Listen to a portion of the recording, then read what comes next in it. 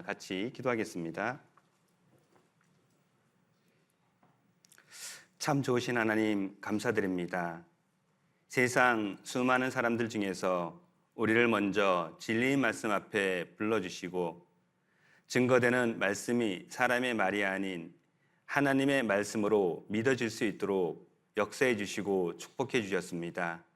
죄인으로 태어나서 물 마심보다 더 많은 죄를 범하고 죽고 심판받아 마땅한 운명이었지만 우리의 모든 죄를 단번에 대속해 주시고 그 진리를 믿을 수 있는 은혜를 허락해 주시며 이제 하나님을 아버지라 부르며 이 땅 가운데 가장 고결한 삶을 살 수 있는 은혜를 허락해 주셨습니다. 우리의 성숙하고 변화된 삶을 통해 주님께만 영광이 돌아가기를 간절한 마음으로 기도드립니다. 진행되고 있는 학예 수행의 5차까지 은혜롭게 안전하게 마칠 수 있도록 역사해 주셔서 감사드립니다.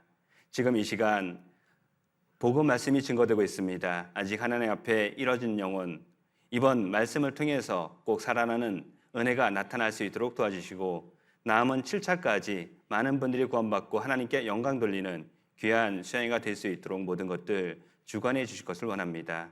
주의 날을 맞이하여 형제 자매님들 말씀 앞에 불러주셨습니다. 이 시간도 성령님께서 친히 주관해 주셔서 사람의 말이 아닌 하나님께서 계획하신 말씀만이 증거되고 마음속에 심겨져서 우리 삶 속에 나타날 수 있도록 모든 것들 인도해 주실 것을 원합니다. 마땅히 함께 되지만 여러 사정으로 인해서 함께하지 못하는 믿음의 식구들도 있습니다. 모든 형편을 아시는 하나님께서 각각에 맞는 은혜를 부어주시고 가능하면 같은 장소에서 동일한 말씀을 통해 동일한 은혜를 누릴 수 있도록 그 마음을 이곳으로 붙잡아 주실 것을 원합니다. 해외에서 수고하시는 선교사님들, 형제 자매님들을 위해서 짧은 시간이지만 간절한 마음으로 기도를 드립니다.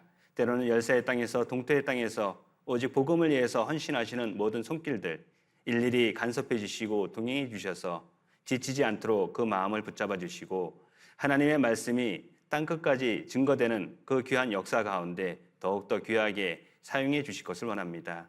모든 말씀의 시정을 오직 하나님께만 의지합니다. 저희를 사랑하시는 예수님 이름으로 기도드립니다. 아멘. 에베소서 2장입니다.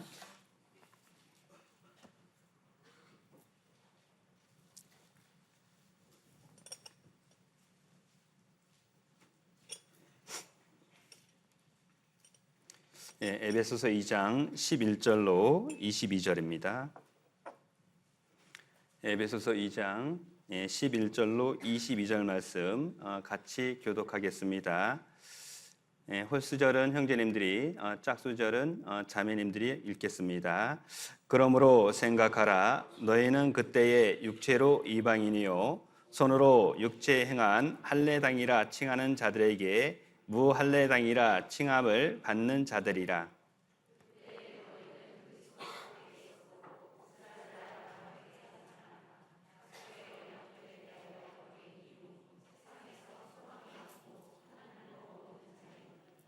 이제는 전에 멀리 있던 너희가 그리스도 예수 안에 있어 그리스도의 피로 가까워졌느니라.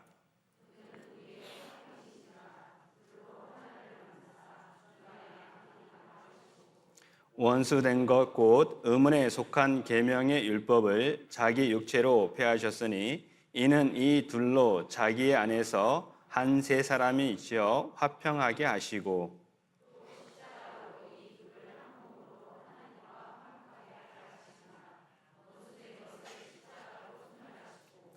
또 오셔서 먼 데 있는 너희에게 평안을 전하고 가까운 데 있는 자들에게 평안을 전하셨으니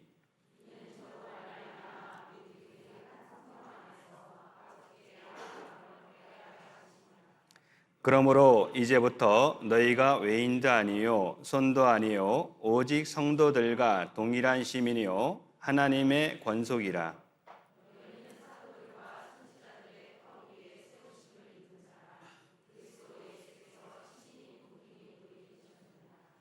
그의 안에서 건물마다 서로 연결하여 주 안에서 성전이 되어가고 같이 읽겠습니다. 너희도 성령 안에서 하나님의 거하실 처소가 되기 위하여 예수 안에서 함께 지어져 가느니라. 오늘 말씀 주제는 그러므로 생각하라 라고 정해봤는데요. 생각하면은 떠오르는 게 뭐가 있을까요? 오기스트 로댕의 생각하는 사람. 단테 신곡을 이렇게 주제로 20년 동안 만든 작품이지만 우리가 흔히 보는 생각하는 사람의 그 동상은 일부분 떼어낸 거고 실질적으로는 근육질의 남자가 지옥문을 이렇게 바라보고 있는 그런 작품입니다. 이 작품을 통해서 죽음으로 끝나는 것이 아니라 죽음 이후에 또 다른 세계가 있다라는 것을 우리는 생각해 볼 수 있는 거죠. 한 번 죽는 것은 사람에게 정하신 것이요 그 후에 심판이 있다. 나의 이 가죽 이것이 썩은 후에 내가 육체 밖에서 하나님을 보리라. 삶이 이 세상 삶이 전부라면은 대충 살아도 될 겁니다. 막 살아도 될 겁니다. 그런데 우리 양심은 알죠. 생각해 보면은 죽음 이후에 또 다른 세계가 있다라는 것을 알 수 있습니다. 그리고 파스칼은 인간은 생각하는 갈대다라는 말도 했습니다. 마태복음 12장 20절에 상한 갈대를 꺾지 아니하며라고 말씀하셨는데 갈대는 쓸모없는 그런 존재죠. 어떤 건축물로도 사용할 수도 없는 것이고 더군다나 상한 갈대니까는 꺾여진 갈대인 겁니다. 더더욱 쓸모가 없는 거죠. 우리 삶이 그랬습니다. 우리가 하나님의 형상을 닮은 영혼이 없다라면은 사실은 짐승이 우리보다 훨씬 더 존귀할 겁니다. 독수리 같은 경우는 창궁을 마음대로 훨훨 날아다닙니다. 사자 같은 경우는 옆에 짐승이 있다 할지라도 낮잠을 즐길 수 있잖아요. 백수의 왕이기 때문에 그렇습니다. 대왕고래 같은 경우가 길이가 33m입니다. 여러분 키가 몇 미터예요? 몸무게는요 180톤입니다. 간이 코끼리만 하다고 합니다. 혀가 자동차만 합니다. 그 혈관에서는 사람이 헤엄을 칠 수 있답니다. 사실 하나님의 형상을 닮은 영혼이 존재하지 않는다면 짐승이 사람들보다 훨씬 더 크고 존귀할 겁니다.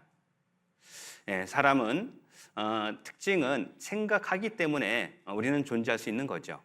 데카르트가 얘기했던 것처럼 사람은 생각하기 때문에 존재하는 겁니다. 나는 생각한다, 그로 존재한다. 생각이 없다라면은 사실은 이 짐승과 사람의 차이는 생각의 차이인 겁니다. 생각이 없다라면은 짐승이 훨씬 더 나을 겁니다. 우리는 이 땅에 왜 태어났고 왜 살고 있고 죽음은 어떻게 되는지 근본적인 문제를 생각해 봤기 때문에 구원을 받은 거죠. 시간이 가면 갈수록 느끼는 것 중에 하나가 학예 수양회 때 상담하시는 분들이 점점 줄어드는 것이 피부로 느껴져요. 대전도 집회가 진행이 되게 되면은 말씀을 듣는 분들도 점점 줄어들고 구원받고 안착하는 분들도 줄어들고 있죠. 왜 그럴까 한번 고민을 해봤습니다. 우리 시대는 내가 생각하지 않아도 즉시 답을 얻을 수 있습니다.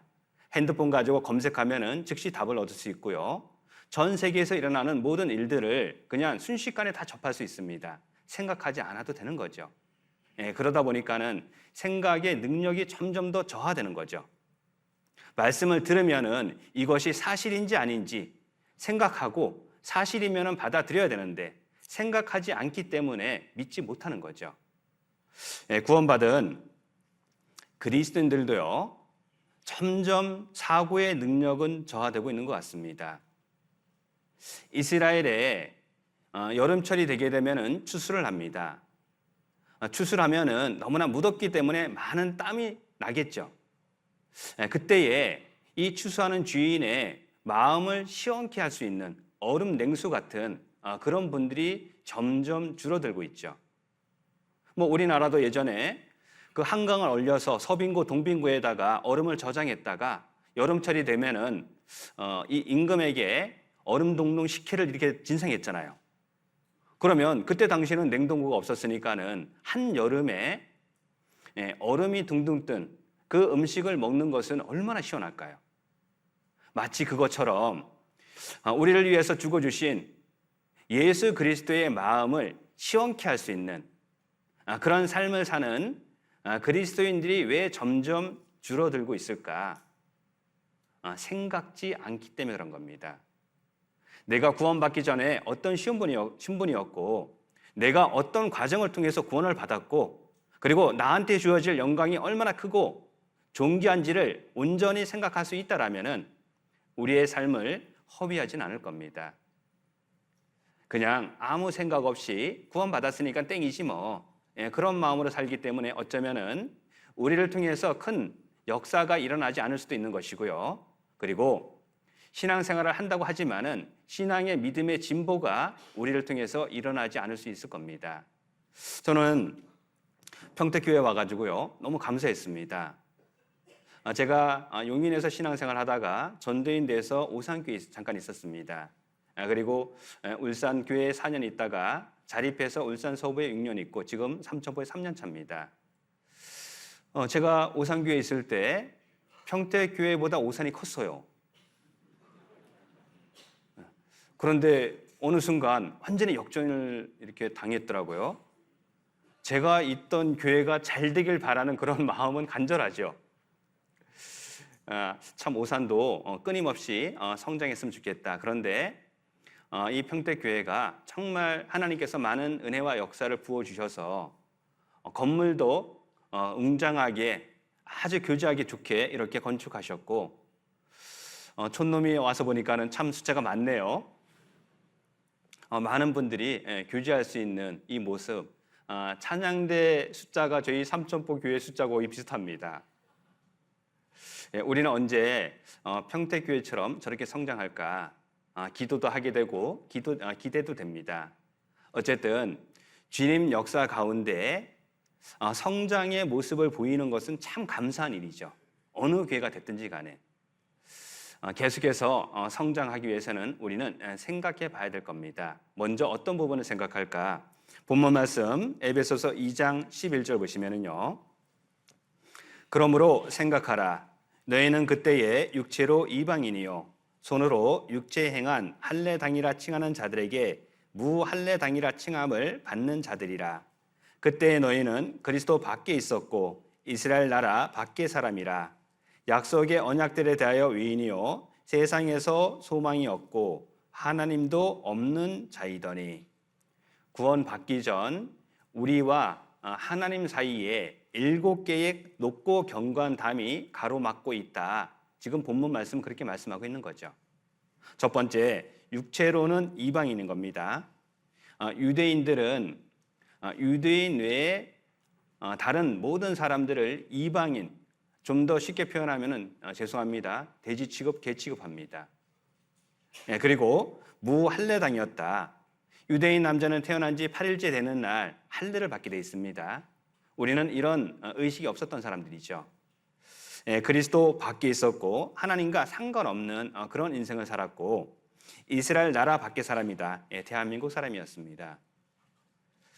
약속의 언약에 대하여는 외인이었고요. 천국 약속과 관련해서는 전혀 상관없는 인생을 살았고 세상에서 소망이 없었다. 그냥 이 땅의 인생이 전부인 줄 알고 다른 사람보다 좀 더 잘 먹고 잘 살다 죽으면은 끝이라고 우리는 착각했습니다.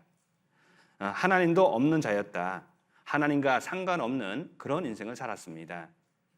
저는 어렸을 때 오른쪽 눈이 이렇게 시력이 갑자기 안 좋았어요. 저희 어머님의 언니, 큰 이모님께서 무당이셨습니다. 작두를 타셨어요. 이모한테 가서 이렇게 치료를 받았는데 기적적으로 나았어요. 그러면은 제 인생은 어떻게 될까요? 무조건 맹신이죠. 저는 집안에 안 좋은 일이 있거나 내가 안 좋은 일이 있으면은 이모님 찾아갔습니다. 그리고 이모가 시키는 대로 그렇게 쭉 성장했던 것 같습니다. 그러다가 중학교 때 저희 집이 좀 이렇게 가세가 기울어서 망했고요. 갑자기 용인으로 이사를 왔어요.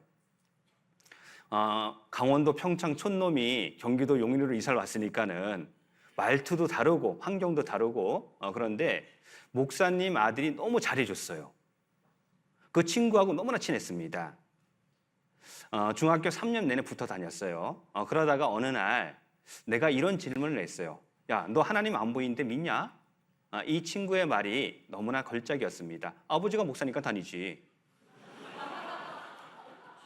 저는 그때 마음속에 확실히 결정을 했습니다. 하나님 없다. 그냥 이 세상 즐기다가 죽으면 되는 거지 뭐. 그렇게 마음에 작정을 했어요. 그리고 어차피 태어난 인생이니까는 그래도 나름대로 최선을 다하자. 좌우명을 정했습니다. 작은 일에도 충성을, 둥근 세상 모나지 않게 살자. 이런 인생의 목표를 가지고 뭐 내가 인생 살면서 남들보다 좀 더 착하게 살고 최선을 다하고 좀 더 좋은 여건에서 살다가 죽으면 끝이지 뭐. 그렇게 인생을 살았어요. 그러다가 직장 상사가 2년 동안 전도했습니다. 저는 직장 상사가 너무나 마음에 안 들었어요. 일단 술, 담배 못해. 사회생활 가운데 술, 담배 못하면은 어울리기 힘들잖아요. 저는 이분과 어떻게 하면 멀리 지낼까. 그런데 너무 가까이 잘해주는 겁니다. 그리고 결론은 말씀드리래요. 이분이 인사평가권을 가지고 있었습니다. 일단 잘 보여야 돼요. 인사평가가 나쁘면 승진에 지장이 있을 수 있는 거잖아요. 어떻게 하면 좋을까 고민하다가 2년 동안 월요일만 4번 딱 참석했습니다. 2년 동안 4번. 저도 참 승리자예요. 그리고 화요일부터는 없는 야근을 만듭니다. 만들어서 난 바빠서 못 나갑니다. 그리고 이 직장 상사가 이렇게 퇴근하시면은 그때 큰 소리를 외칩니다. 야, 가서 술 먹자. 그러면서 인생을 살았던 것 같아요. 2년이 지났습니다. 어느 날 직장 상사 사모님이 이제 저희 집안을 이렇게 알았는데요. 전화가 왔어요. 자매한테 말씀을 전하겠대요. 일면에 양심은 있죠. 내가 못 들으니까 양심은 있잖아요. 그래서 자매한테 내가 차키 줄 테니까는 가서 일주일 동안 말씀 잘 들어라. 그래야지만이 고가 잘 받을 수 있잖아요. 근데 자매가 일주일 만에 구원을 받았어요. 한 번에 구원을 받았습니다. 그때부터 전쟁은 시작됐어요. 말씀 들어야 된다. 난 됐다. 난 너무 편하다. 나는 하나님 없어도 잘 먹고 잘 살 수 있다. 난 지금이 행복하다. 한 6개월 싸우다가 결론은 말씀을 들었어요. 처음 말씀을 교회당 가는 것도 너무 싫었습니다. 집에서 비디오로 들었어요. 듣는 가운데 하나님 계신 거는 명확해졌어요. 이거는 조작할 수 없는 사실이니까. 그런데 나름대로 착하게 살았기 때문에 죄에 대해서는 전혀 이렇게 말씀이 들어오지 않았던 것 같습니다. 그러자 복음은 더더욱 안 들어왔고요. 문제는 내가 답답했습니다. 하나님 살아계신 것 같은데 죽음 위에 내세가 있는 것 같은데 답을 잘 모르겠으니까 답답해서 내 입으로 다시 들어보자 그랬습니다. 2번째 들었습니다. 여전히 구원을 받지 못했어요. 이제 3번째, 이렇게 들어서는 안 된다. 집에서 듣지 말고 교회당 가서 대집회 때 말씀을 들어야 된답니다. 일단 허락을 했어요. 그런데 그때는 한 3시간 했습니다. 그리고 앞에서 4자리에 가자마자 커피 한 잔 이렇게 뽑아놨고요. 껌하고 사탕을 까놨더라고요. 이유를 몰랐습니다. 이렇게 긴 줄 몰랐어요. 옆에 상사가 앉고 반대편에 자매가 앉고 3시간 동안 꼼짝 못하고 들었습니다. 그런데 사실이니까 들을 수밖에 없잖아요. 듣고 나서 제가 이런 생각을 했습니다. 내가 만약에 구원받지 못한 상태에서 죽었으면 어떻게 됐을까? 너무나 끔찍한 겁니다. 저는 너무나 착했기 때문에 학교, 집밖에 몰랐습니다. 학교, 집, 도서관. 국민학교 때 이렇게 강원도 평창은 비가 많이 오게 되면 급류를 이룹니다. 그래서 학교 갔다가 비가 많이 오면 다리가 넘칠 수 있으니까 일찍 보내줬어요. 일찍 집에 왔는데 갑자기 비가 그치고 해가 쨍쨍 떴습니다. 놀 게 없는 겁니다. 그래서 마당에 있는 장대를 뽑아가지고 장대 넓이뛰기를 하다가 제가 그 개울도 건널 수 있다라는 이런 생각을 가지고 개울을 건너다가 빠져서 죽을 뻔했어요. 저희 어머니께서 간신히 건져가지고 살아났습니다. 그때 만약에 죽었으면 어떻게 됐을까? 그리고 집안이 갑자기 이렇게 망했을 때 사는 게 너무 힘들어지더라고요. 어린 나이에 그냥 만사가 이렇게 싫었어요. 들은 얘기가 있어서 제추제 먹으면은 병원 가도 죽는답니다. 그래서 참 못됐죠. 그냥 이렇게 사느니 죽는 게 낫겠다. 그리고 제추제를 이렇게 놓고 먹을까 말까. 갑자기 어머님 얼굴이 떠올랐어요. 그때 만약에 내가 먹었으면 어떻게 됐을까? 이제 가세가 기울고 나서 돈이 없으니까는 병원 가는 것도 쉽지 않았습니다. 배가 아픈데 계속해서 참았습니다. 알고 보니까는 맹장이 터졌어요. 그때 어머님께서 나를 들쳐안고 병원을 이렇게 30분 거리를 뛰었습니다. 그리고 택시 타고 병원에 갔는데 그때 바로 가지 않았으면 죽었습니다. 그때 만약에 죽었으면 어떻게 됐을까? 그 이후에도 교통사고 당한 적도 있고 여러 가지 인생을 살면서 뭐 졸음운전 한 적도 있고 아차 하면은 우리는 나는 죽었던 겁니다. 인생이라는 게 그렇지 않습니까? 마치 도끼 날 위를 걷고 있는 것처럼 위태위태한 거잖아요. 한 발자국만 헛디뎠으면은 나는 죽었던 겁니다. 그러면 죽지 않은 상태에서 하나님의 심판대 앞에 섰다라면 얼마나 끔찍합니까? 제가 구원받고 나서요, 정말 모든 것이 은혜고 모든 것이 감사라는 생각이 듭니다. 이제 집안이 망하고 나서 경기도 용인으로 이사 왔는데요. 용인 하면은 에버랜드가 있죠. 에버랜드 누구 소유예요? 삼성그룹 이건희 회장이 이렇게 회장으로 있었잖아요. 그 아들로 태어나면 얼마나 좋을까? 저는 이런 꿈을 꿨습니다. 내가 이왕 한 번 사는 거 폼나게 살았으면 좋겠다. 내가 삼성그룹의 회장의 아들로 태어나면 얼마나 좋을까? 그런데 구원받고 나서 후회했습니다. 내가 만약에 이재용 회장으로 태어났다라면 말씀 들었을까요? 저는 절대 듣지 않았을 겁니다. 내가 머리가 비상해가지고 어떤 전문직에 종사하는 그런 사람이 됐다라면은 내가 많이 배웠기 때문에 내가 알기 때문에 그 교만한 마음으로 말씀 앞에 나오지 않았을 겁니다. 내 인생길 가운데 여러 가지 우여곡절이 있었습니다. 고난도 있었고 너무나 견디기 힘든 그런 일들도 겪었습니다. 그런데 지나고 나니까는 모든 것이 구원을 주시기 위한 하나님의 섭리였고 은혜였던 거예요. 구원받고 나니까는 정말 내가 얼마나 감사한 사람인지 알게 됩니다. 나는 하나님 앞에 도저히 나갈 수 없는 7개의 견고한 장벽이 막고 있는 그런 사람이었는데도 불구하고 하나님께서 이 장벽을 없애주셨던 거죠.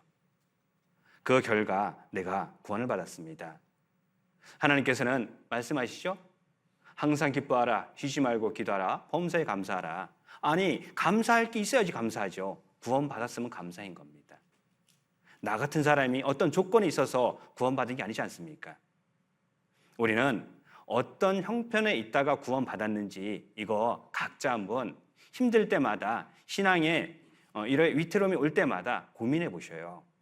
내가 80억 인구 중에서 이 자리에 있는 것이요 얼마나 큰 감사고 은혜인지. 그렇다면 남은 인생 더욱더 활기차게 힘있게 감사한 마음으로 살 수 있을 겁니다.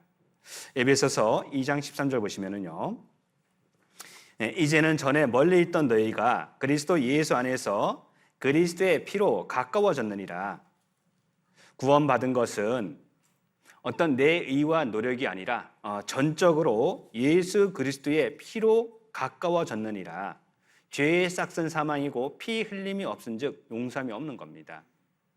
나는 죄인으로 태어나서 물 마심보다 더 많은 죄를 졌고 죽고 심판받아 마땅한 운명이었지만 하나님께서 내 죄를 대속해 주시기 위해서 독생자 예수 그리스도를 이 땅에 보내주신 겁니다. 그리고 예수님께서 하나님의 뜻 가운데 순종해서 십자가에 죽어주심으로 나의 모든 죄를 영원히 대속해 주셨고 그 진리를 믿을 수 있는 은혜를 허락해 주셨죠. 후안 카를로스 오르티즈라는 목사님이 계십니다.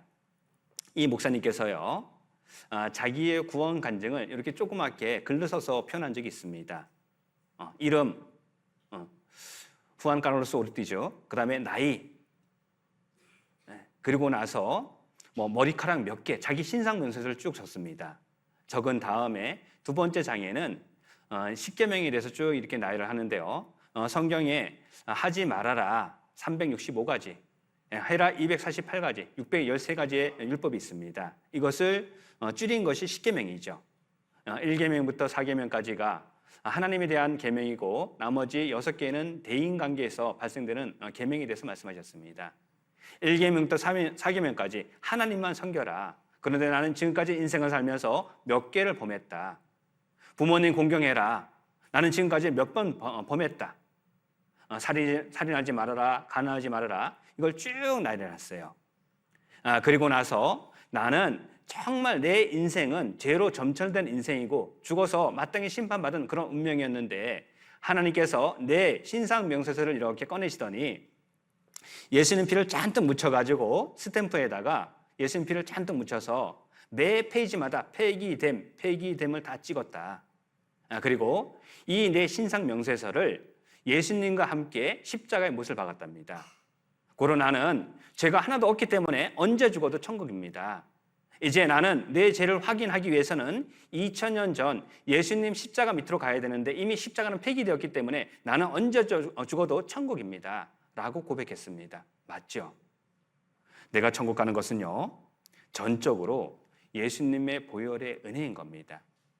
나는 예수님과 상관없는 그런 인생을 살았지만은 하나님께서는 나를 위해 독생자를 보내주셨고 예수님이 나를 대신해서 십자가에 죽어주심으로 내 모든 죄를 단번에 영원히 용서해 주셨고 이 진리를 믿게 하기 위해서 내 삶을 직접 개입해 주셔서 때로는 공고한 날도 겪게 하시고 때로는 고난도 겪게 하시고 내 마음이 낮아져야지만 하나님을 찾기 때문에 내 인생을 친히 운전해 주셨던 겁니다. 구원받고 나서 시간이 가면 갈수록요 참 감사하다는 생각이 듭니다.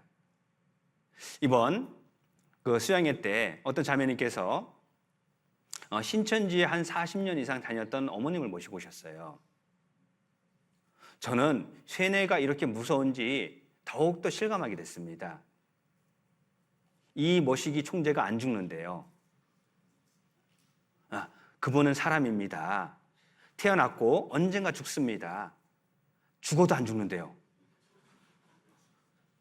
방법이 없어요. 아무리 설명해도요. 그것은 우리가 잘못 알고 있는 거랍니다. 결론이 뭘까? 결론이 이분이 이렇게 내렸습니다. 이 땡땡 총재가 죽으면 오겠대요. 그래서 제가 기도하면서 그랬습니다. 정말 빨리 죽었으면 좋겠다. 너무나 많은 사람들이 속고 있지 않습니까? 그런데 생각해 보면요. 내가 진리를 접하기 전에 이 잘못된 교리를 먼저 접했으면 어떻게 됐을까요? 나도 세뇌 당하면요. 똑같이 살 수 있는 겁니다. 알라신을 믿는 사람들이 확신이 없는 건 아니죠. 폭탄을 메고 자살 테러를 일으킨다는 얘기는 확신이 있는 겁니다. 확신은 열심은 우리보다 뛰어나지만은 잘못된 믿음을 가지고 있는 거죠. 누구든지 잘못된 믿음을 가지고 열심히 살 수 있는 겁니다. 근데 나 같은 사람이요. 구원을 받은 거예요. 히브리서 여기 잡아놓으시고 히브리서 3장 보시겠습니다.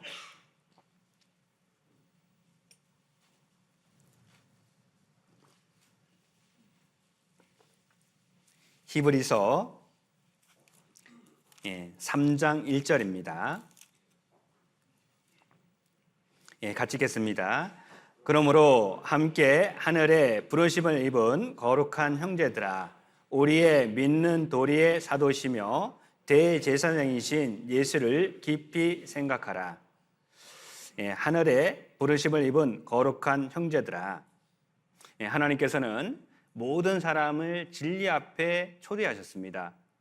수고하고 무거운 짐진 자들아, 다 내게로 오라. 내가 너희를 쉬게 하리라.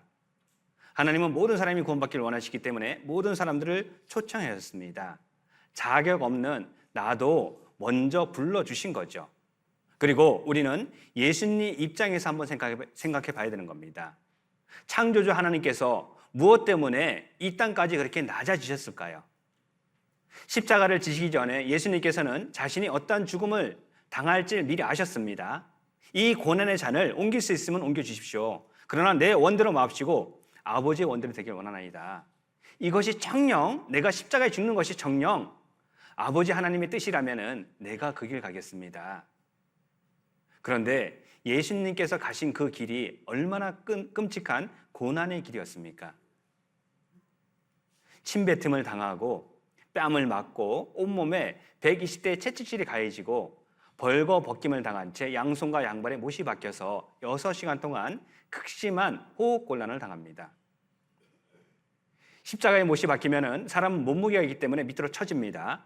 그러면 숨을 한 번 쉬기 위해서는요, 손목에 힘이 가해져야지만 숨 한 번 쉬는 겁니다. 6시간이죠. 5초에 한 번 숨을 쉬었다고 생각해 보십시다. 그러면 4,320번의 끔찍한 그런 고통을 느껴야지만이 숨 한 번 쉬는 겁니다. 예수님은 그 길 아셨죠? 이 고난의 잔, 나 지고 싶은 마음 없습니다. 그런데 하나님의 뜻이라면 그 길 가겠습니다. 그리고 묵묵히 그 십자가를 지셨어요. 이유는 단 한 가지죠.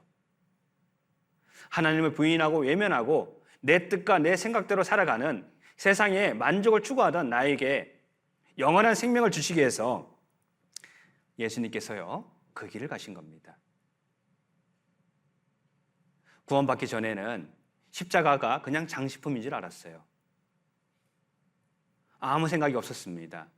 구원받고 나서 십자가는 예수님이 나를 대신해서 죽어주신 사형틀이구나. 십자가를 볼 때마다 내가 얼마나 끔찍한 죄인이었는지, 내가 얼마나 끔찍한 지옥 형벌을 받아야 마땅한 사람이었는지 더더욱 알게 되는 거죠.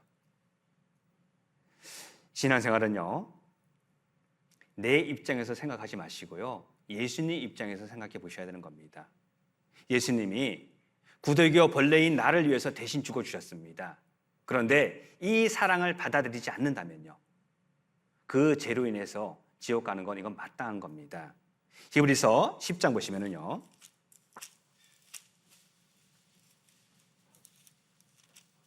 히브리서 10장 29절입니다.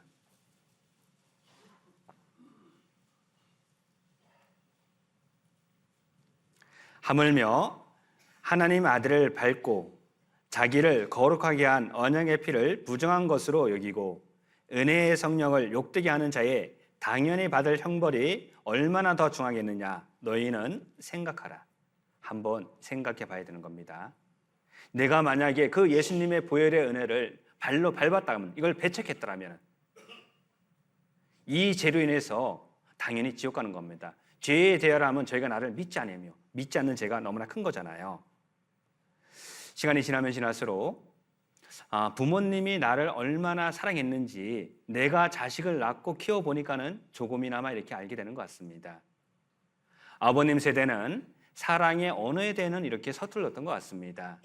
그런데 이렇게 아버님께서 연로하셔서 거의 거동을 못할 때 그때쯤 이렇게 손발을 받습니다. 그 전에는 잘 안 들어왔어요. 그런데 자식들 좀 더 좋은 곳에 좀 더 공부 많이 시키고 좀 더 좋은 그런 여건을 만들어 주기 위해서 손발이 기형이 될 때까지 일을 하셨죠. 어머님의 사랑은 어떻습니까? 집안이 망하고 나서 어머님께서 갑자기 이렇게 밥을 하시면은요, 먼저 아버님 드시라 그러고 자식들 먹으라 그러고 어머님은 속이 안 좋다고 안 드셨어요. 나는 그런 줄 알았습니다. 그런데 나중에 커서 이렇게 생각해 보니까는요, 자식들 한 숟가락이라도 더 먹이려고요. 본인은 그냥 남는 밥 있으면 그거 가지고 물 말아서 대충 때웠던 거죠. 당신은 그냥 다 떨어진 몸빼 바지 입고 신발도 어디서 주워서 신지만은 자식들은 기죽지 말라고 자식들은 메이커 사주시고, 그것이 부모님의 사랑이었던 겁니다. 간혹 가다가 어머니들도요, 자기가 낳은 자식을 잊기도 하죠. 여건이 안 되면은 자기가 낳은 자식을 버리기도 합니다. 그런데 하나님은요, 절대 그러지 않습니다. 어머니보다 더 큰 사랑으로 나는 구원을 받았어요. 이제 하나님을, 창조주를 아버지라 부를 수 있는 그런 권세와 특권을 부여받았습니다. 그런데 신앙생활을 하다 보니까는 어느 순간 그 주님을 뜨겁게 사랑하던 그 마음이 점점 식고 있지는 않습니까? 교회 가운데 봉사하는 것이 힘들다고 느껴지지는 않습니까? 왜 나는 땀을 흘리는데 저 형제, 저 자매는 놀고 있지? 그런 원망과 불평이 올라오지는 않습니까? 가정을 개방하고 형제 자매님들 손대접하고 교회 가운데 헌신하는 그것이 부담으로 다가오고 있지 않습니까? 나를 대신해서 죽어주신 예수님의 십자가의 은혜를 생각해 보셔요. 내가 지금 어떤 마음으로 살고 있는지. 사도 바울은 우리와 동일한 구원을 받았습니다. 그런데 한 가지 목표가 있었죠. 부름의 상을 위해서 남은 인생 죽어도 좋다라는 마음으로 살았던 겁니다. 빌립보서 3장입니다.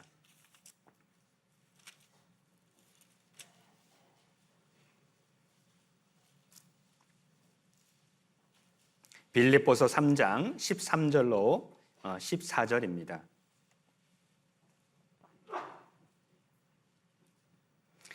같이 읽겠습니다. 형제들아, 나는 아직 내가 잡은 줄로 여기지 아니하고 오직 한 일, 즉 뒤에 있는 것은 잊어버리고 앞에 있는 것을 잡으려고 표대를 향하여 그리스도 예수 안에서 하나님이 이에서 부르신 부름의 상을 위하여 쫓아가노라. 형제들아, 구원받은 빌립보 교회 성도들에게 하신 말씀입니다.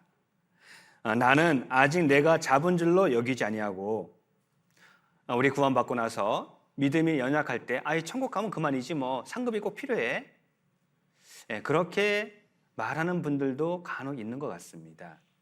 그런데 사도 바울은요, 구원은 결승점이 아니라 신앙의 출발점이라고 말씀하고 있는 겁니다. 사도 바울은 다메섹 도성에서 구원받고 예루살렘으로 올라가면은 결박당하고 죽는다는 거 알았습니다. 이제 많은 옆에 있는 동료들이 올라가지 말 것을 강권합니다. 울면서 매달립니다. 너희가 울어서 왜 내 마음을 아프게 하냐? 나는 결박당할 뿐 아니라 죽을 것도 각오했노라. 그리고 결론은 예루살렘에 올라가서 정말 체포당하고 로마까지 압송당해서 2년 동안 전체 집에 살면서 복음 전하다가 참수로서 생을 마치죠. 이 사도 바울은 표대를 향해서 쫓아가노라. 이 표대가요, 스포커스입니다. 주목하는 겁니다. 사도 바울은 셋째 하늘에 갔다 온 사람입니다. 나를 위해서 예비한 천국이 얼마나 좋은지 그것을 친히 눈으로 본 사람이죠. 나한테 주어질 영광이 얼마나 크고 영원한 것인지를 믿음의 눈으로 볼 수 있는 사람, 그것을 생각하는 사람은요, 지금 현재보다 더 뜨겁게 살 겁니다. 지금 현재 삶에 만족하는 것이 아니라 내가 지금까지 주님의 은혜 가운데 구원받고 주님께 드릴 수 있었다면 이 또한 은혜고, 이제 남은 인생 더 뜨겁게 살아서 주님 거 가지고 내 거 만든다. 내 소유는 이것이니 내가 주의 법도를 지킨 것이니다. 그래, 하나님의 뜻대로 산 것만이 정말 내 것이구나. 생각하는 사람은요, 달라집니다. 그런데 우리는 생각하지 않는 겁니다. 내 지금 현재의 신앙의 현 주소가 정말 더욱더 점진적으로 발전하고 있습니까? 아니면 제자리에 머물고 있습니까? 아니 오히려 퇴보하고 있습니까? 원인은 무엇일까요? 생각해 보셨습니까? 우리가 어떤 사람이었는지, 내가 받게 될 영광이 얼마나 큰지 생각해 보셔야 되는 겁니다. 뿐만 아니라 교회 가운데서는요, 차별이 있어서는 안 된다, 이렇게 또 말씀하고 있는 겁니다. 본문 말씀 에베소서 2장 말씀 들어가면요, 14절입니다. 그는 우리의 화평이신지라 둘로 하나를 만드사 중간에 막힌 담을 하시고 원수된 것 곧 의문에 속한 계명의 율법을 자기 육체로 폐하셨으니 이는 이 둘로 자기 안에서 한 세 사람을 지어 화평케 하시고 또 십자가로 이 둘을 한 몸으로 하나님과 화목하게 하려 하심이라. 원수된 것을 십자가로 소멸하시고. 우리가 살고 있는 이 세상은, 우리나라는 특별히 포괄적 차별금지법을 놓고 수년 동안 이것을 국회에서 통과하기 위해서 입법을 예고했고 진행하려고 하지만은 반대하는 분들도 있고, 그래서 아직 통과되지 못했죠. 그러면은 오랜 기간 동안 한 15년 이상 이 포괄적 차별금지법을 놓고 여야가 대립하고 있다라는 얘기는, 다른 쪽으로 얘기하면은 차별이 많다라는 얘기가 되는 거죠. 우리가 살고 있는 세상은요, 혈연, 학연, 지연도 존재하고요, 남녀의 차이도 존재하고, 나이 많은 분들과 젊은 분들의 차이도 있습니다. 많은 차이가 있죠. 그런데 교회 가운데서는요, 차별이 존재해서는 안 되는 겁니다. 예수님께서 십자가에 이렇게 돌아가실 때 성소와 지성소를 가로막고 있는 이 휘장이 위에서부터 아래로 찢어져서 완전히 나눠졌잖아요. 이것은 두 가지 의미로 생각해 볼 수 있는 겁니다. 교회 안에는 차별이 있어서는 안 되는 겁니다. 그리고 모든 사람들 앞에 담이 없어졌기 때문에 누구든지 하나님께 나가기만 하면 구원받을 수 있는 겁니다. 그런데 교회 가운데 많은 차별이 있습니다. 이 휘장의 두께가 20cm 정도 됩니다. 두께가 20cm, 우리가 생각하는 그냥 커튼이 아닌 겁니다. 높이가 한 18m 정도 돼요. 넓이가 6m 정도 됩니다. 이 휘장을 걸기 위해서는 정결례탕에다가 한번 이렇게 씻어 가지고 달아야 되는 겁니다. 제사장 300명이 동원돼 가지고 옮기고 씻었답니다. 그러면 얼마나 두껍고 견고한 겁니까? 이것이 위로부터 아래로 찢어진 겁니다. 그래서 교회 가운데서는요, 어떠한 차별이 있어서도 안 된다라고 우리는 교훈받을 수 있는 겁니다. 골로새서 3장 보시면은요, 골로새서 3장 11절입니다.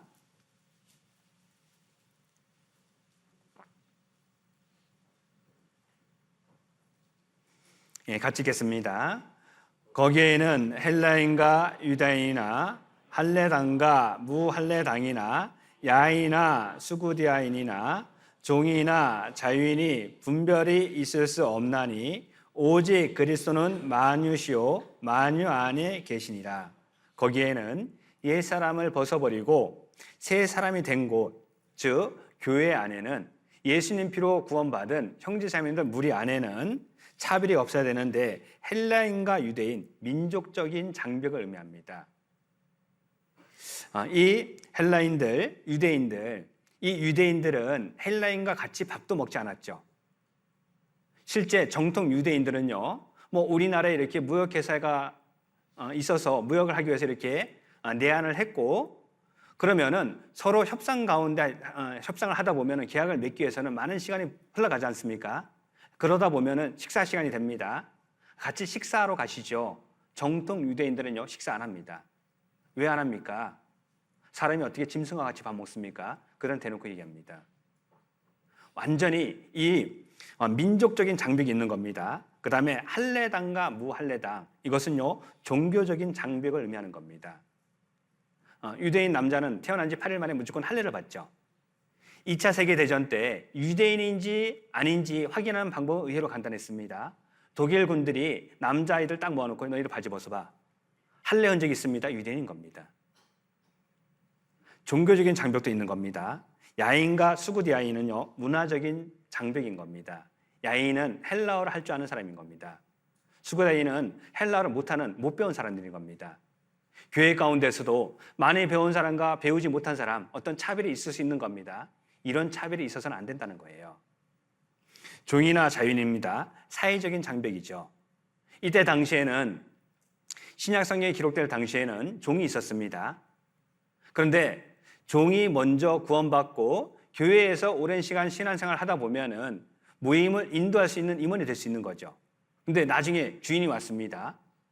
주인이 보니까는 자기 종이 인도해야 돼. 그러자 순종을 못하는 거죠. 왜냐하면 그때 당시에 종은 물건 취급받았으니까. 설사 종이다 할지라도 교회 가운데 구원을 받았다면 그 어떤 장벽도 있어서는 안 된다는 겁니다. 세상에서는 유유상종이라고요. 많이 배웠으면 많이 배운 사람끼리, 돈이 많으면 돈이 많은 사람끼리, 어떤 취미 생활이 같으면 같은 생활끼리 모여서 이런 장벽을 형성하고 다른 사람들이 이렇게 가까이 하는 것을 용인하지 않는 그런 문화가 형성되어 있습니다. 그러나 교회에서는요 이런 장벽이 절대 있어서는 안 된다는 거예요. 실제 그러잖아요. 저는 이렇게 교회로 들어오기 전에 법원에 가서 일을 하는 일을 좀 많이 했습니다. 지금은 많이 정화됐지만은요 예전에 판사는 영감이라 그랬습니다. 나이가 어려도요 이렇게 재판장이 되면은 영감이라 그랬고요 밥 먹는 장소가 달랐어요. 마치 군대 가면은 스타들이 밥 먹는 식당이 따로 있습니다.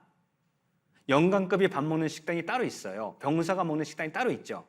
이런 차별이 있는 것처럼 법원도 마찬가지입니다. 법원은 제일 높은 곳이기 때문에요. 서초동 법원 청사가 있는 곳이 높죠. 그래서 대부분의 법원이 있는 도시가요, 곳이 높습니다. 왜냐하면 재판하는 자리이기 때문에 그런 겁니다. 판사들이 나이 불문, 성별 불문요 무조건 반말합니다. 지금은 많이 정화됐지만 예전에는요, 뭐 나이가 많다, 원고고 피고고 무조건 반말인 겁니다. 그 정도로 장벽이 많았어요. 그런데 우리 교회도 구원받고 나서 이렇게 판사분도 계시고 변호사분도 계시고 뭐 D그룹 회장분도 계시고 이분들 학예 수양이면 어떤 일 해요? 같이 보초 서고 같이 주차 봉사하고 같이 화장실 청소하고 어떤 장벽이 있어서는 안 되는 거죠. 교회 가운데도 마찬가지인 겁니다. 우리 각자 하나님께서 나한테 맡겨준 위치에서 내가 마땅히 해야 되는 일들을 어떤 사회적인 위치가 있다고 해서 거부한다면 이것은 하나님 앞에 바른 모습은 아닌 겁니다. 예수님이 낮아지셨던 것처럼 나도 가장 낮은 위치에서 형제 자매님들 섬기는 것, 이것이 은혜인 겁니다. 그리고 이제 또 한 가지는요, 예수님께서 십자가 이렇게 죽으실 때 휘장이 위로부터 아래로 찢어졌습니다. 이제 모든 사랑 앞에 놓였던 이 장벽은 없어진 겁니다. 그렇다면 우리가 해야 되는 것이 있는 겁니다. 우리 주변에는 이 진리를 알지 못하기 때문에 영원한 멸망으로 달려가는 분들이 있습니다. 장벽이 제거된 것을 알지 못하기 때문에 여전히 자신의 생각을 가지고 자기의 생각과 지식을 고집하며 하나님과 상관없는 인생을 살고 있는 분들이 있습니다. 이분들을 주님 품으로 인도할 수 있는 사람은 누구일까요? 나밖에 없는 겁니다. 하나님 앞에 모든 장벽이 없어졌습니다. 누구든지 정직하고 겸손한 마음으로 나와서 말씀하고 듣고 믿기만 하면은 천국 갈 수 있습니다. 제가 5차 수행회 때요, 4차 수행회 때 참석했던 어떤 집사님 부부 가정이 다시 오셨어요. 제가 이제 4차에도 있었고 5차에도 있었는데 이 자매 집사님께서 한 10년 전쯤에 유방암 수술을 했습니다. 그리고 작년에 온몸에 재발을 해가지고요, 뇌에 너무 큰 암덩어리가 있어가지고 온몸에 마비가 와서 어쩔 수 없이 이 마비를 좀 막기 위해서 이미 이제 온몸에 전이 됐기 때문에 말기이기 때문에 손을 쓸 수 있는 단계가 아니에요. 그래서 머리에 있는 암덩어리만 제거를 했어요.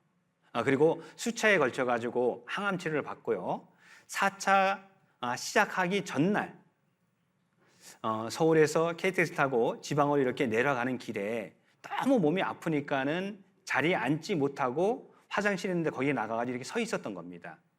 서 있는데 암 환자, 그 암을 치료하는 교수님께서 나와서 이렇게 화장실을 가다가 이 자매님 집사님 본 겁니다. 너무나 고통스러워하니까는 본인도 이렇게 이제 느낌이 오겠죠. 그래서 말을 걸었는데 이때 집사님이 전도를 했어요.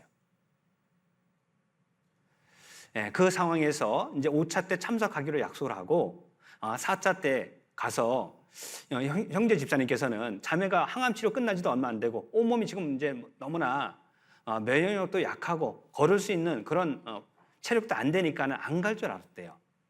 그런데 4차 출발하는 당일날 뒤에다가 의자를 이렇게 좀 누울 수 있도록 만들어 달라고 하답니다. 아니, 그 몸 가지고 가게? 나는 구원받고 나서 지금까지 학예 수양회를 참석하지 않겠다고 생각한 적이 단 한 번도 없어요. 얼굴이 부끄러워졌답니다. 자매 집사님을 모시고 와서 4차를 마쳤어요. 체력이 완전히 고갈됐죠? 그런 상황에서 이 교수님이 5차 때 참석한다라는 연락을 받은 거예요. 다시 오셨어요. 그때가 5차 시작하는 날, 첫날 밤 11시예요. 오자마자 체력이 안 되니까는 숙소 가가지고 누우신 겁니다. 마약성 진통제 이렇게 먹고 누웠어요. 형제 집사님하고 교제를 쭉 하면서 제가 참 부끄러웠습니다. 말씀 듣는다고 하니까는 나 죽어도 수양가 가서 죽으면 이거 순교 아니냐, 그런 마음으로 오셨어요. 내가 내년에 여기 온다는 보장이 없지 않냐, 내가 힘이 있을 때 조금이라도 말을 할 수 있을 때 한 명이라도, 한 번이라도 더 전하고 싶다라는 그 간절한 마음, 그 이뤄져가는 영혼을 위한 간절한 마음이요, 움직이지도 못하는 몸을 움직여서 수양까지 온 거예요. 2시가 됐습니다. 연락이 왔어요. 못 오겠대요. 그분이 못 오겠대요. 갑자기 일이 있어가지고 중환자가 생겨가지고 같이 내려가야 된답니다. 갑자기 성질이 나더라고요. 미리 연락해 주신 미리죠.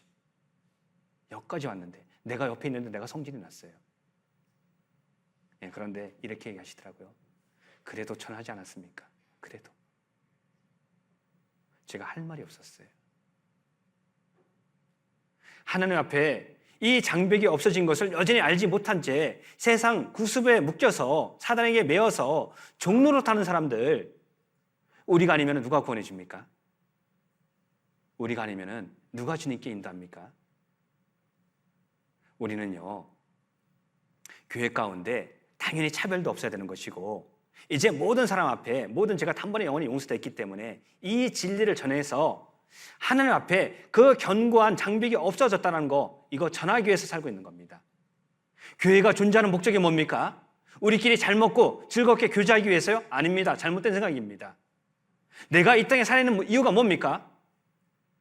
우리는 전하기 위해서 살아갑니다. 나를 위해서 기도하고 헌신했던 분들이 있었기 때문에 내가 구원을 받았던 것처럼 이제 남은 인생 우리는 전하기 위해서 이 땅 가운데 존재하는 겁니다. 사도행전 8장입니다.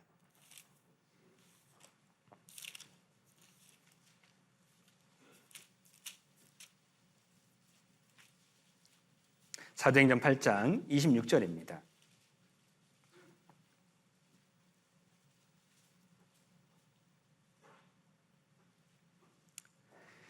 사도행전 8장 26절, 주의 사자가 빌립더로 일러 가로되 일어나서 남으로 향하여 예루살렘에서 가사로 내려가는 길까지 가라 하니 그 길은 광야라. 빌립이 예루살렘에서 많은 사람들에게 복음을 전하고 있는 이때에 주의 사자가 빌립에게 말하는 겁니다. 이제 사람이 많이 살고 있는 예루살렘, 여기에서 복음이 활발하게 전해지고 있는데 일어나서 가사까지 가라. 그 길은 광야랍니다. 예루살렘에서 가사까지가 약 70km예요. 사막길입니다. 내가 만약에 빌립의 입장이었다면은 나 지금 여기서 열심히 복음 전하고 있는데요. 구원 역사 있는데요. 내가 왜 사람도 없는 그 가사까지 내려갑니까? 저는 분명 그랬을 것 같아. 그런데 빌립은 토 달지 않고 내려가죠. 가서 보니까는 이디오피아 내시가 예루살렘에 하나님께 경배하고 돌아가는 길인데 아직 구원받지 못한 상태에서 이사야서 53장을 읽고 있었죠. 가서 보니까는 어떤 사람이 성경을 읽고 쭉 이렇게 마차를 타고 가고 있는 겁니다. 있는 걸 깨닫는요, 전해주는 사람이 있는데 없는데 어떻게 깨닫습니까? 마차 멈춰라. 그리고 빌립이 그 마차에 타서 이사야서 53장부터 시작해가지고 예수님이 십자가 왜 죽었는지 쭉 설명하니까 구원받고 바로 침례까지 받죠. 하나님께서는요, 우리한테 명령하십니다. 가라. 그 길이 광야길이라 할지라도 하계수양이가 다가오면은 전국에 흩어져 살고 있는 우리 사랑하는 가족들, 그분들에게 하나님은 명령하십니다. 복음 전하러 가라. 평택에 대전도 집회가 있습니다. 평택에 집회가 있습니다. 우리 주변에 진리를 알지 못하는 분들에게 하나님은 명령하시죠. 가라. 가서 전해라. 강권에 데려다가 내 집을 채워라. 권하고 또 권하고 설득하고 또 설득해서 수단과 방법 가리지 말고 주님 말씀 앞에 모시고 나오는 거, 이것이 우리가 해야 되는 일이죠.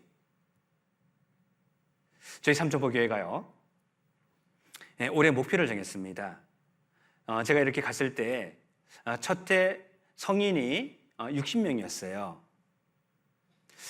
우리 올 한 해 한번 목표 정하고 어떻게 해서든지 이루어져가는 영혼들 전도해 봅시다.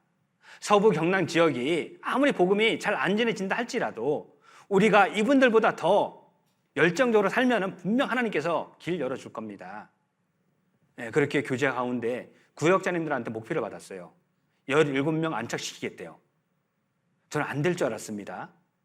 60명에서 17명, 뭐 이사가 오든 구원을 받고 안착을 하든 이건 플러스인 겁니다. 소천하시거나 이사 가면 이건 마이너스인 겁니다. 교제 떨어지면 마이너스예요. 그러면 17명을 안착시키기 위해서는 일단 60명을 붙잡아야 돼요. 그러고 나서 17분을 기도 가운데 교제에 나올 수 있도록 수요 말씀, 주일 말씀 들을 수 있도록 해야 되는 겁니다. 이거 쉬울 것 같아요? 어려울 것 같아요? 어려워요, 솔직히요. 근데 그때 우리 어떤 집사님께서요, 이 목표가 안 될 것 같은 겁니다. 그래서 본인이 자신 있게 대답하더라고요. 이 목표 달성하면 자기가 한우 쏘겠대요. 속으로 나도 그래, 한우 먹기는 힘들 것 같다. 그래서 하나 안전장치를 걸었습니다. 만약에 달성하면은 집사님이 한우 쏘고 못하면은 구역장님들이 삼겹살 쏘는 걸로. 어쨌든 먹는 건 똑같아요, 우리는. 대신 목표 달성 못하면은 겨울바다 입수하는 걸로. 이렇게 계약을 맺었습니다.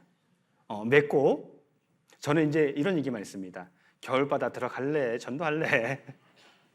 농담 반, 진담 반으로. 그런데 그에 했어요. 정말 77명이 됐습니다. 됐고 다시 또 목표가 생겼잖아요. 그래서 2년 차에 그러면 이제 올해는 몇 명 할까 우리? 그랬더니 18명 하자. 이제 이 얘기가 제일 많이 나왔습니다. 그런데 발음이 이상하잖아요. 이게 안 좋잖아요, 이게요.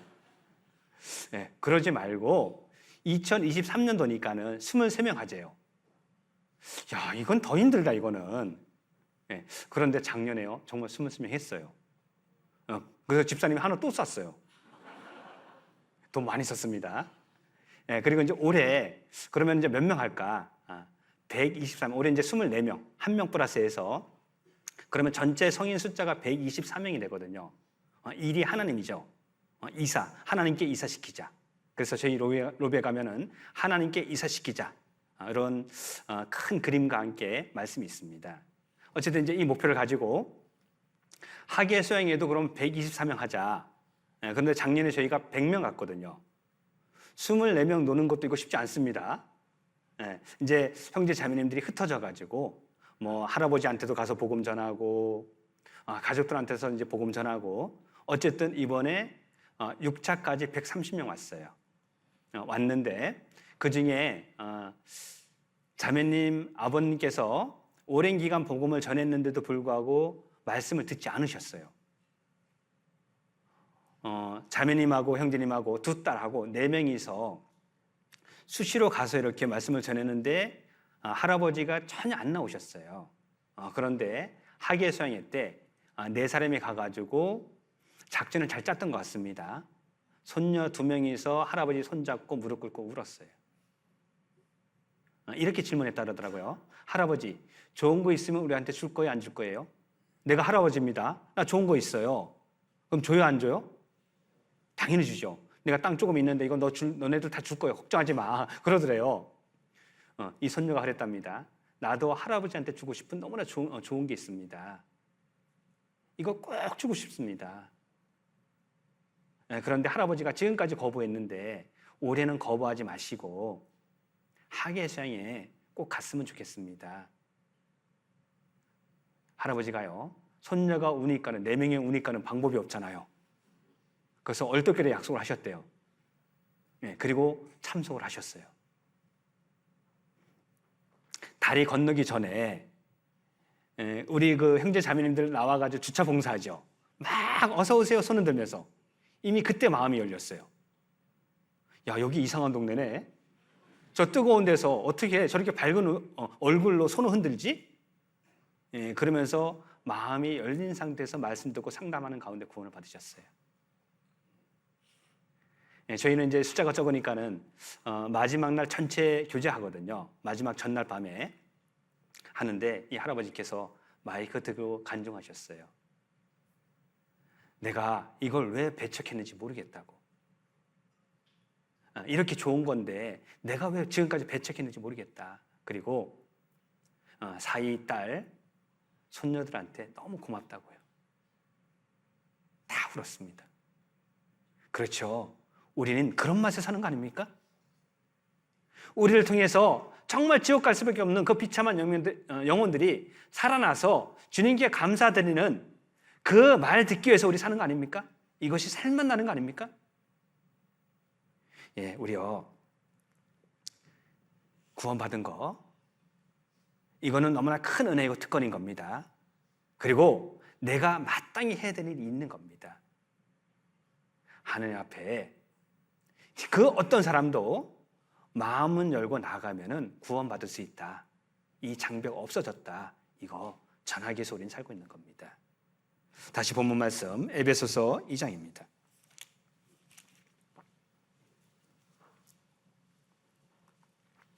에베소서 2장 19절입니다.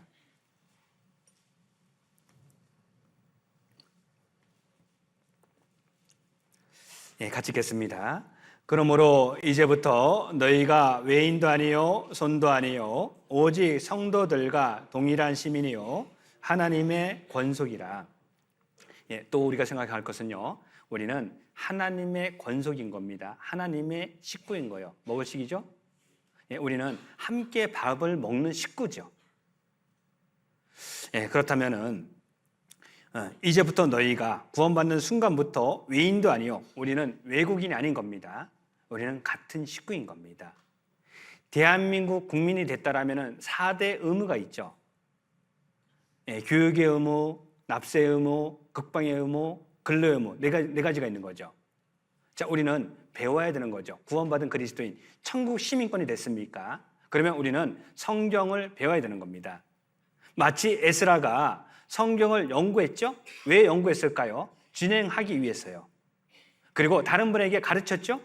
가르치는 것은 내 삶을 통해서 가르치는 겁니다. 입술로 가르치는 것이 아닌 거예요. 내가 하나님의 말씀을 알면 알수록 내가 낮은 위치에서 순종하고 겸손하게 살 겁니다. 내 삶을 통해서 내가 말씀을 진행하는 것이고요. 이것이 형제 자매님들에게 바른 신앙의 모습을 가르쳐 주는 겁니다. 우리는 그러기 위해서 사는 겁니다. 교육의 의무가 있는 겁니다. 납세의 의무가 있죠. 구원받았습니까? 나한테 있는 모든 것은 주님 겁니다. 이거 인정하는 것이 11조죠. 예, 우리 평택교회당이 이렇게 멋지게 지어진 것은요, 정말 헌신하는 분들이 많았기 때문에 그런 겁니다. 우리는 주님 거 가지고 내 거 만드는 겁니다. 나한테 있는 모든 것은 생명도 물질도 시간도 달란트도 다 주님 겁니다. 이거 인정하는 것이 11조 하는 것이고, 우리는 납세의 의무도 잘 지킵니다. 근로의 의무죠. 대한민국 국민이라면 마땅히 신체 건강하다면 일해야 되는 겁니다. 교회 가운데 말씀만 듣는다면 머리만 커질 것이고요, 교만해질 겁니다. 들은 말씀 그만큼 봉사하는 거죠. 주님이 나를 위해서 먼저 희생해 주셨던 것처럼 복음이 나한테 증거되기까지 앞서 믿음의 선진들의 순교가 있었고 희생이 있었기 때문에 내가 구원받은 겁니다. 이제 나 또한 교회 가운데 내가 마땅히 해야 되는 일들이 있을 거예요. 내가 감당할 수 있는 그런 일들이 있는 겁니다. 이거 기쁜 마음으로 하는 겁니다. 그 다음에 국방의 의무가 있는 겁니다. 우리는 지금 영적인 전쟁터에 살고 있는 겁니다. 사단 마귀가 오는 사자처럼 두루 다니며 산길을 찾고 있는 거죠. 어떻게 하면 이 사단 마귀에서 입에서 한 사람이라도 건져낼까? 우리는 영적 전쟁 중에 있는 겁니다. 마치 대한민국 국민이 됐다라면은 이런 4대 의무를 지켜야 되는 것처럼 천국 시민권자가 됐다면, 하나님의 식구가 됐다면, 권속이 됐다라면 내가 마땅히 해야 되는 일들 이거 감당하는 겁니다. 우리는 외인이 아닌 겁니다. 우리는 손님이 아닌 겁니다. 우리는 주인인 겁니다. 지금은 대학교가 이제 학생 숫자도 점점 줄어들고 기숙사도 많이 생겼지만은 예전에는 기숙사가 없어가지고 대학교 근처 가게 되면은 하숙을 많이 했습니다. 그러면은 어떤 사람이 하숙을 했는데 이 하숙집에 자기와 똑같이 동일한 대학교를 다니는 하숙집 아들이 있습니다. 하숙집 아들과 하숙생이에요. 공통점은 같은 집에 삽니다. 같이 밥 먹죠? 같이 잠을 잡니다. 그런데 하숙생 주인의 아버지가 다쳤어요. 교통사고 났습니다. 그러면 아들과 하숙생은요, 현저하게 차이가 납니다. 아들은요, 뭐 시험 기간이라 할지라도 시험이 중요한 것이 아닌 겁니다.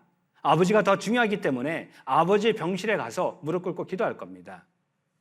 하숙생은요, 뭐 주인이 다친 것은 너무나 마음이 아파요. 걱정도 됩니다. 그런데 시험 공부할 겁니다. 다르죠?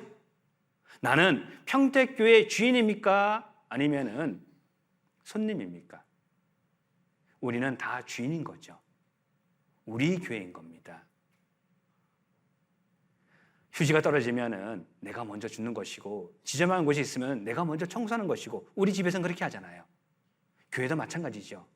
형제 자매님들에게 유익이 된다라면은 내가 좀 더 힘들더라도 그 일을 마다하지 않고 기쁜 마음으로, 자원하는 마음으로 자청하는 사람, 그런 분들이 있기 때문에 우리는요, 이렇게 정말 복음이 힘있게 증거되는 이 교회 가운데 신앙생활을 하고 있는 겁니다. 제가요, 우리 집 가문 좀 소개해 줄게요. 우리 집 가문. 뼈대 있는 가문입니다. 뼈대 있는 가문. 이씨 그러면 뼈대 있는 가문이죠. 그렇죠? 대답을 안 하시죠. 그렇죠?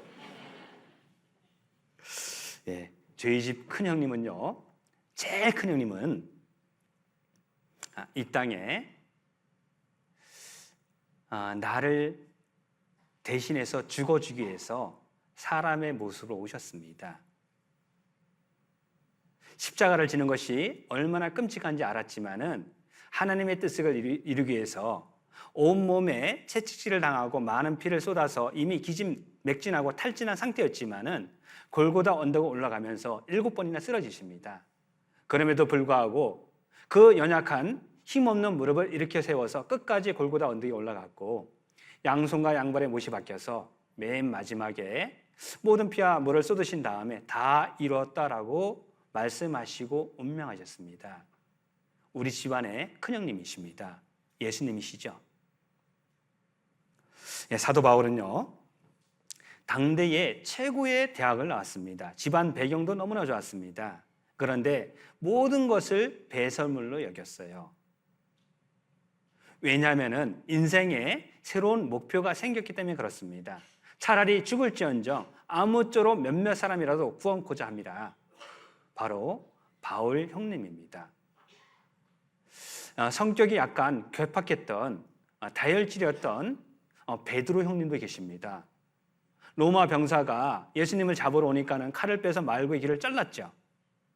그리고 죽기 전에는 예수님을 떠나지 않는다고 호언장담했지만은 예수님을 3번이나 저주하고 부인했던 베드로 형님.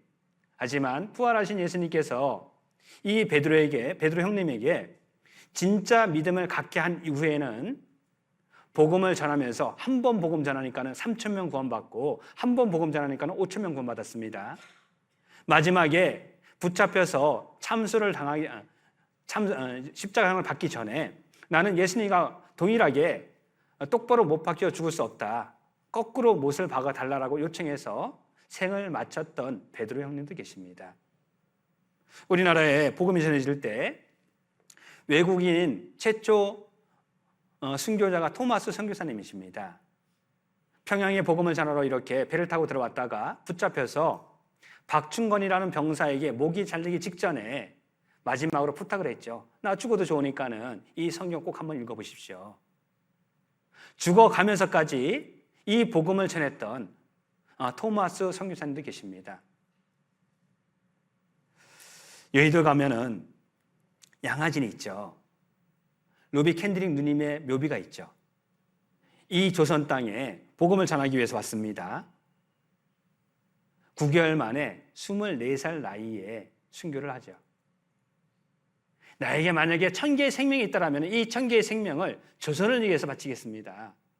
그렇게 멋진 말을 남기고 생을 마쳤던 그런 누님도 계십니다. 우리 집안 뼈대 있는 집안이죠. 그러면 내가 이 뼈대 있는 집안의 일원이라는 것 자체가 얼마나 큰 은혜고 감사입니까? 내가 교회 가운데 있는 분들이요, 내 옆에 있는 분들 보통 분이 아닌 겁니다. 우리 서로 기도하고 격려하고 칭찬하고요, 손을 맞잡고 주님 앞에 그 결승점을 통과하는 그날까지, 그 순간까지 같이 동력하는 겁니다. 우리는 식구거든요. 시편 68편입니다.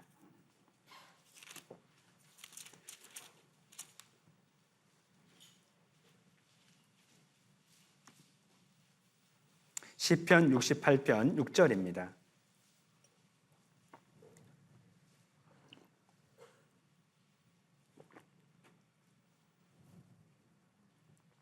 예, 같이 읽겠습니다. 하나님은 고독한 자로 가속 중에 처하게 하시며 수고는 자를 이끌어내사 형통케 하시느니라. 오직 거역하는 자의 거처는 메마른 땅이로다. 하나님은 고독한 자로 가속 중에 처하게 하시며, 이 땅에 외인이고 하나님도 없는 사람이었지만 하나님께서 나 같은 사람을 먼저 불러서 진리의 말씀을 듣게 하셨고, 이제 고독한 자로 식구 중에 함께 살 수 있는 은혜를 허락해 주셨죠. 우리는 구원받고 나니까는요, 정말 유명한 자입니다. 그런데 가장 유명한 사람이죠. 이 시대를 살게 되면은 유명한 사람은 시대마다 이렇게 나타납니다.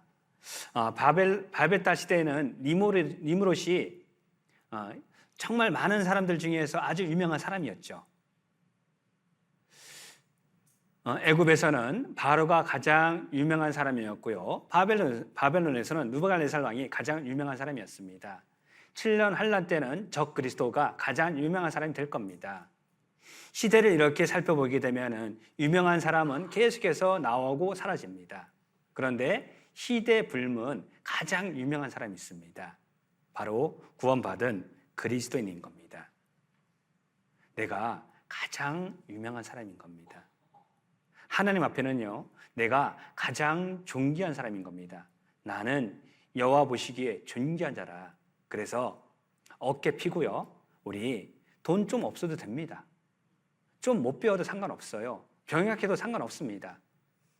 구원받은 사람, 그 사람이 가장 유명한 사람인 겁니다. 그 사람이 가장 행복한 사람입니다.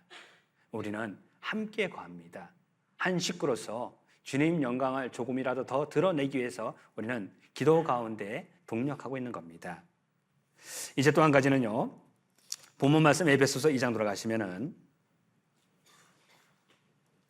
우리는 교회의 지체인 것을 생각해 봐야 되는 겁니다.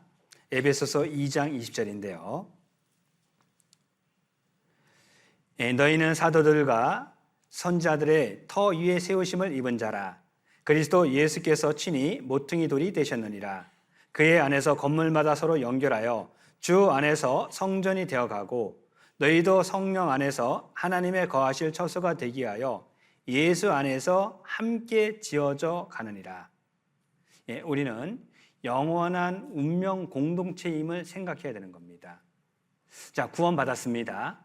구원받았다고 해가지고 죄성이 없어진 건 아니죠.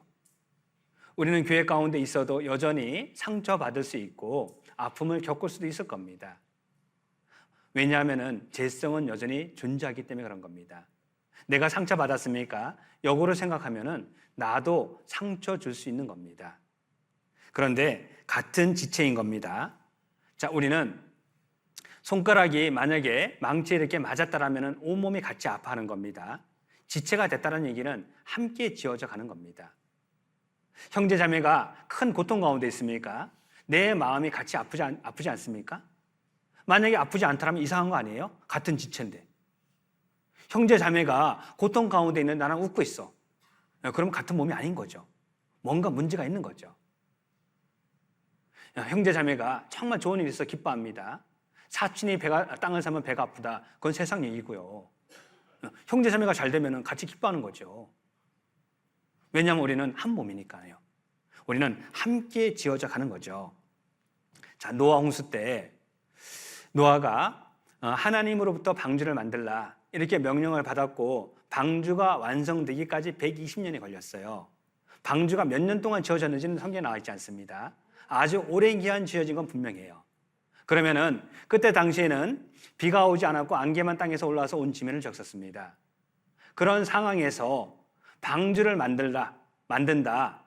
하나님께서 물로 세상을 심판한다고 했습니다. 그러면서 방주를 만들었습니다. 노아가 사람들한테 인정받았을까요? 아니면은 정말 미쳤다고 이런 소리 많이 들었을까요? 내가 만약에 믿음이 없다라면요, 노아는 완전히 미친 사람인 겁니다. 방주 만들면서 많은 이상한 얘기 들었을 겁니다. 그럼에도 불구하고 노아 식구들은 포기하지 않고 방주를 끝까지 만들었어요. 물론 인부를 사서 만들 수도 있었을 겁니다. 그리고 이제 방주가 완성됐습니다. 노아가 600세대 전에 기쁨의 샘들이 터지고 하늘의 창이 열려서 40일 밤낮 비가 땅에 쏟아졌습니다. 그때 방주 안에 있던 노아 식구들은 어떤 마음이었을까요? 지금까지 욕 먹으면서 방주 이렇게 지었던 거, 이거 불편했을까요? 내가 방주 안에 있는 것 자체가 얼마나 큰 애고 감사였을까요? 이 땅에 하나님께서 정해놓은 기간이 있죠. 물론 그날과 그때는 아무도 모릅니다. 그날 내가 들림을 받았어요. 얼마나 감사하고 은혜가 일까요? 우리 함께 있는 것 자체가요, 지체로 있는 것 자체가 너무나 큰 감사인 겁니다.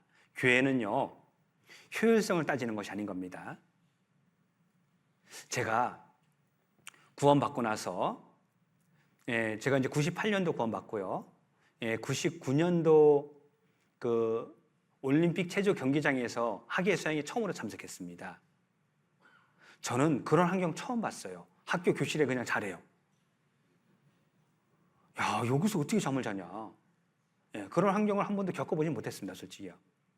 그런데 보추스랍니다. 더군다나 또 처음 갔는데 그것까지 감당을 했어요. 그리고 나가지고 그 환경이 너무나 말씀 듣기에 집중을 못하기 때문에 우리가 지금 소망관 이렇게 건축하고 거기에서 수양회를 하기 시작했죠. 이제 소망관을 건축할 때 교사 봉사를 이렇게 하고 있었는데요. 교사 수련회가 있으면은 가서 하는 일이 뭐냐면은 벽돌 날르고 막 그런 일을 했어요. 저는 이해가 안 됐습니다.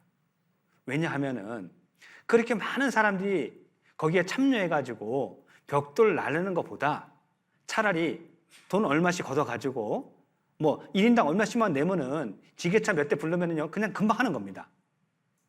도저히 이해가 안 되는 거예요. 아니 이렇게 많은 사람들이 이 태양볕에서 이렇게 땀을 흘리면서 비효율적으로 이렇게 일을 해야 되냐. 참 머리 되게 못 쓴다. 그렇게 원망을 했어요. 그런데 너무나 많은 분들이 웃으면서 일을 하니까는 이걸 밖으로 표현하지 못했습니다. 그냥 묵묵히 했어요. 그리고 그 벽돌을 날라가지고 이렇게 쌓기도 했고요. 그곳이 그 지금 소망관 2층에 형제들 숙소로 쓰는 상담본부에 있는 그곳이에요. 그 봉사를 하면서 속으로 원망이 막 올라왔습니다. 올라왔고 그 다음에 수양회에 참석을 했어요. 제가 회개했습니다. 가서 숙소를 잡는 순간이요. 맞아, 내가 여기 벽돌 날랐는데. 그게 생각이 나는 거예요. 나뿐 아니라 그때 그 봉사에 참여했던 형제 자매님들 그 건물을 볼 때마다 내가 그때 벽돌 날랐지. 내가 그때 봉사했는데 얼마나 마음속으로 뿌듯합니까? 느꼈어요. 교회의 일은 효율성을 따지는 것이 아니구나. 때로는 좀 늦다 할지라도, 때로는 좀 더디다 할지라도, 때로는 좀 불편하다 할지라도 우리는 함께 가는 겁니다. 함께 하는 거예요. 그때 하나님께서 허락하시는 은혜가 특별하거든요.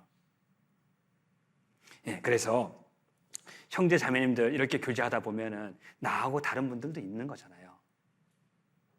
때로는 열악한 환경 가운데 성장했기 때문에 배움이 짧을 수도 있고 건강이 안 좋을 수도 있고 지금 경제적으로 궁핍할 수도 있고 내가 가졌다는 얘기는 내가 좀 더 배웠다는 얘기는 그러지 못한 분들 더 따뜻하게 교제해 주라는 것이지 이걸 가지고 형제 자매들 정죄하고 비판하고 그런 뜻에서 하나님이 허락한 것이 아닌 겁니다. 내가 더 많이 가졌습니까? 더 많이 헌신하라는 하나님의 은혜인 겁니다. 우리는 함께 지어져 가는 거예요. 얼굴에 많은 지체가 있죠. 눈도 있고, 코도 있고, 입도 있고, 귀도 있습니다. 이 얼굴에 있는 지체들이 모여가지고요, 하루는 공동회의를 했어요. 야, 똥꼬 냄새 난다. 우리 가까이 하지 말자. 이걸 똥꼬가 들었어. 그러자 직장 폐쇄를 해버렸어, 그냥. 그러면 제일 먼저 어디로 나타나요? 얼굴로 나타나죠. 뾰루지 나오기 시작하잖아, 그렇죠? 그때 회개했답니다. 야, 우리가 잘못했구나. 안 보이지만은, 냄새 나지만은 너무나 중요한 일을 감당하고 있구나. 그렇습니다. 교회는요, 보이지 않는 곳에서 힘든 일을 하시는 분들이 있기 때문에 유지되고 보존되는 겁니다. 여전히요, 교회 가운데 남 모르게 힘든 일을 자처해서 묵묵히 하시는 분들이 있는 겁니다. 내가 그 역할을 감당했으면 좋겠습니다. 우리는 함께 지어져 간다. 이거 생각해야 되는 겁니다. 골로새서 3장입니다.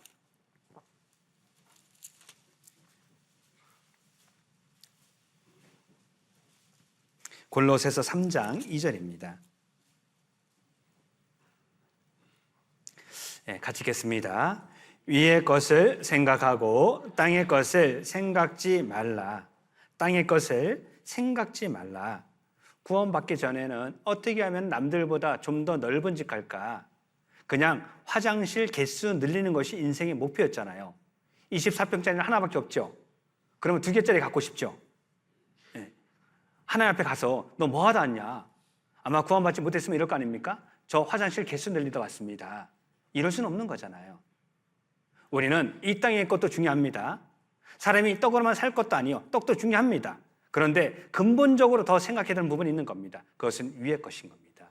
영원한 것, 영원한 상급, 하나님이 어떻게 생각할까? 이걸 생각한다라면은 우리는요, 좀 더 뜨겁게 살 수 있을 겁니다. 나를 통해서, 우리를 통해서 계속해서 하나님의 영광이 드러날 겁니다. 자, 출애굽한 이스라엘 백성들, 중단 잡족이 있었죠. 섞여 사는 무리가 먼저 원망을 품으니까는 이스라엘 백성들도 동조했죠.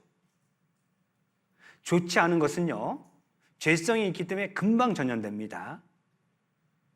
교회에서 이렇게 신앙생활을 하다 보면은 좋지 않은 부분들도 분명히 있어요. 때로는 답답하게 느껴지는 부분도 있을 수 있는 겁니다. 그런데 그것이 내 눈에 들어왔다는 얘기는 내가 묵묵히 기도하면 되는 겁니다. 이것이 내 입으로 발산되면은 옆에 있는 분들에게도 전염이 되는 겁니다. 원망하고 판단하고 비난하는 그런 분들이 많아지게 되면은 교회는요, 힘들어지는 겁니다. 우리는 주님 편에서 모든 것 생각해 보는 겁니다. 하나님이 왜 허락했을까? 하나님이 원하시는 것은 무엇일까? 그러면 답을 얻을 수 있을 겁니다. 이제 인생을 사는 목적은요, 값없이 받은 이 은혜를 보답하기 위해서 우리는 살아가는 거죠. 여호와께서 내게 주신 모든 은혜를 무엇으로 보답할꼬? 내가 죽지 않고 살아서 여호와 행세를 선포하리로다. 이미 우리는요, 받을 은혜 다 받은 겁니다. 구원받았기 때문에 나한테 있는 모든 것을 다 빼앗아 간다 할지라도 이미 받은 은혜는 충분한 겁니다. 그런데 하나님께서는 내가 구원받고 나서 감사한 마음으로, 순종하는 마음으로 수고한 모든 것 잊지 않고 영원한 상급으로 갚아주신다라고 약속하셨어요. 요한계시록 3장입니다.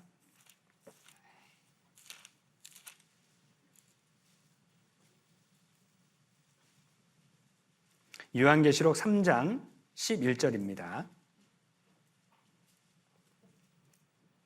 내가 속히 임하리니 내가 가진 것을 굳게 잡아 아무도 내 면류관을 빼앗지 못하게 하라. 소자에게 냉수한 그릇 떠준 것도 결단코 상을 잃지 않는다라고 말씀하셨기 때문에 여기서 내 면류관을 빼앗지 못하게 하라, 이 말씀은 내가 받게 될 상급을 다시 없어진다 이런 뜻이 아니라 우리에게는 동일하게 24시간의 시간이 주어지는 거죠. 평택교회에서 교제하면은 누구든지 봉사하고 희생하고 헌신할 수 있는 기회가 주어지는 겁니다. 어떤 분들은 이 기회를 선용해서 이것을 가지고 정말 내 것을 만드는 분들이 있을 겁니다. 어떤 분들은 그렇지 못하고 오히려 이것이 불편하고 원망이 되는 그런 분들이 있는 거죠. 기회는 동일하게 주어졌지만은 어떤 분들은 이것을 가지고 진짜 내 것을 만드는 분이 있는 반면에 어떤 분들은 이 기회를 저버리는 분들도 있을 겁니다. 죽도록 충성하라고 말씀하셨죠. 일할 수 없는 밤 속히 옵니다. 따라서 오늘이라는 이 시간이 주어졌을 때 우리는요, 땅의 것을 생각하는 것이 아니라 위의 것을 생각하는 겁니다. 주님의 입장에서 생각해 보는 겁니다. 하나님이라면 어떻게 하셨을까? 예수님이라면 어떻게 하셨을까? 그러면 내가 어떻게 살아야 되는지도 생각할 수 있을 겁니다. 이제 앞으로 가면 갈수록요, 사단 마귀는 자꾸 생각하지 못하게 할 겁니다. 그럴수록 우리는 생각해 봐야 되는 겁니다. 시편 77편입니다.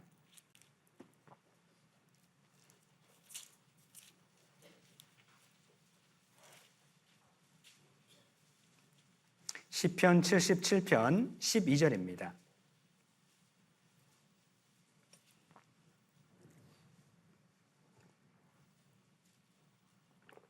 예, 같이 읽겠습니다. 또 주의 모든 일을 묵상하며 주의 행사를 깊이 생각하리이다. 주의 모든 일을 묵상하며 생각하고 또 생각하고 씹어서 내 것으로 만들고 주의 행사를 깊이 생각하리이다. 사단 마귀는 과학이 발달하면 할수록 시간이 가면 갈수록 생각지 못하게 합니다. 자, 우리는 어떤 궁금한 것이 있으면은 그냥 네이버 검색하면 즉시 답이 나오죠. 생각해요, 안 해요? 앞으로 어떻게 될까요? 성경도 어플 깔아놓고 무슨 말씀인지 그냥 검색하면 곧바로 나오죠. 그런데 이런 어플이 없을 때는 어떻게 했어요? 밤새 막 찾기도 했잖아요. 그 말씀이 어디 있었더라? 그러면서 생각하고 이 말씀이 거기 있었던가? 그러면서 정말 내 것이 됐던 겁니다.